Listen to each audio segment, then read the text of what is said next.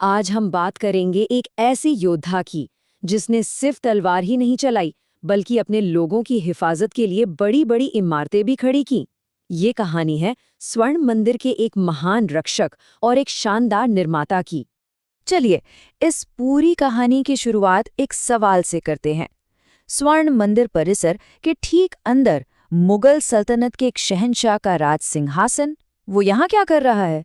ये एक ऐसी पहेली है जिसका जवाब हमें इतिहास के पन्नों में बहुत गहरे ले जाएगा। अब इस राज को खोलने के लिए हमें दिल्ली के शाही दरबार को छोड़कर 18वीं सदी के पंजाब की उथल-पुथल में जाना होगा, क्योंकि इस कहानी का हीरो कोई बादशाह नहीं बल्कि एक सिख सरदार है।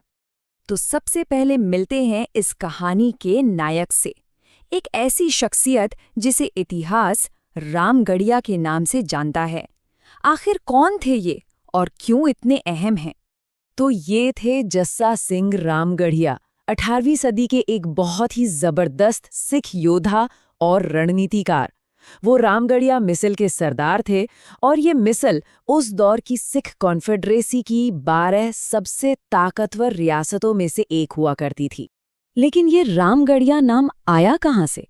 इसकी कहानी भी बड़ी दिलचस्प है।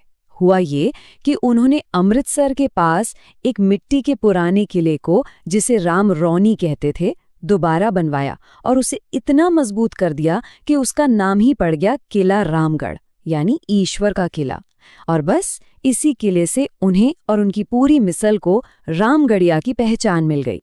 चलिए, अब कहानी में आगे बढ़ते हैं और देखते हैं कि कैसे उन्होंने अपनी आर्किटेक्चर की समझ को अपनी आस्था की ढाल बना दिया।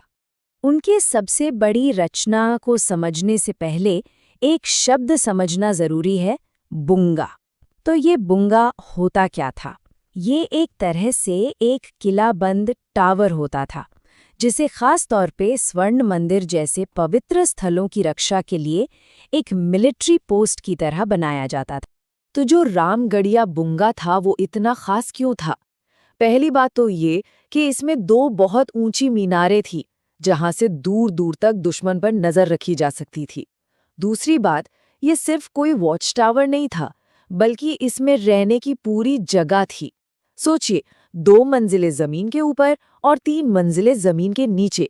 और सबसे अहम बात ये सिखों के सबसे पवित्र स्थान के अंदर बना एक मिलिट्री हेडक्वार्टर था।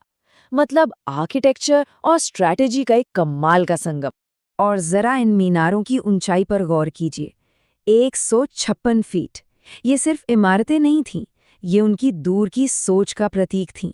ये एक ऐलान था कि अपनी आस्था की रक्षा के लिए सिख हमेशा तैयार हैं। लेकिन जस्सा सिंह सिर्फ एक बिल्डर नहीं थे, वो एक विजेता भी थे। और अब हम पहुंचते हैं कहानी के सबसे रोमांचक मोड़ पर, जब उनकी हिम्मत ने एक पूरे साम्राज्य को सीधी चुनौती दे डाली।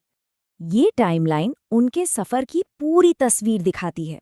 देखिए, 1755 में बुंगा का काम शुरू होता है और फिर आता है साल 1783, एक ऐसा साल जिसने इतिहास बदल दिया। उन्होंने सिख फौजों को एकजुट किया, दिल्ली पर चढ़ाई की और लाल किले पर कब्जा कर लिया।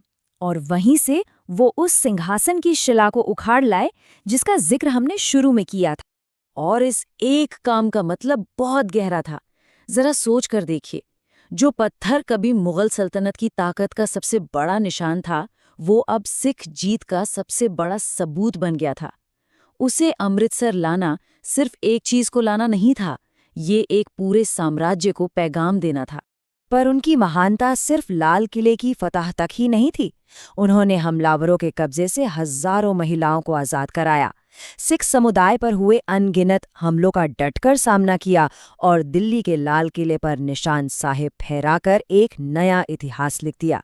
वो सिर्फ एक विजेता नहीं थे बल्कि एक रक्षक थे। तो आज हम उन्हें कैसे याद करते हैं? क्या है उनकी विरासत? चलिए देखते हैं कि कैसे एक इंसान का काम सदियों तक जिंदा रहता है। उनकी विरासत आज भी उनके नाम में, उनकी मिसाल की कहानियों में और सबसे बढ़कर उन इमारतों में जिंदा है जो उन्होंने अपनी कौम की हिफाजत के लिए अपने हाथों से खड़ी की थी। और ये सिर्फ इतिहास की किताबों की बात नहीं है, हाल ही में उनकी 300वीं जयंती के मौके पर रामगढ़िया बुंगा को फिर से संवारा गया है। ये आज भी अमृतसर में पूरी शान से खड़ा है, उनकी सोच और उनकी हिम्मत की गवाही देता हुआ। तो आखिर में ये बुंगा और वो मुगल सिंहासन की शिला, ये सिर्फ पत्थर नहीं है, ये प्रतीक है जुल्म के सामने न झुकने का, बेमिसाल आर्किटेक्चर का और अपनी आस्था के लिए किसी भी हद तक जाने का। और इसी सवाल के साथ हम आज की ये कहानी यहीं ख़त्म करते हैं कि इतिहास में जीत और विद्रोह के ऐसे और कौन से निशान हैं जो आज भी हमें हिम्मत और प्रेरणा देते हैं। इस पर सोचिएगा ज़रूर।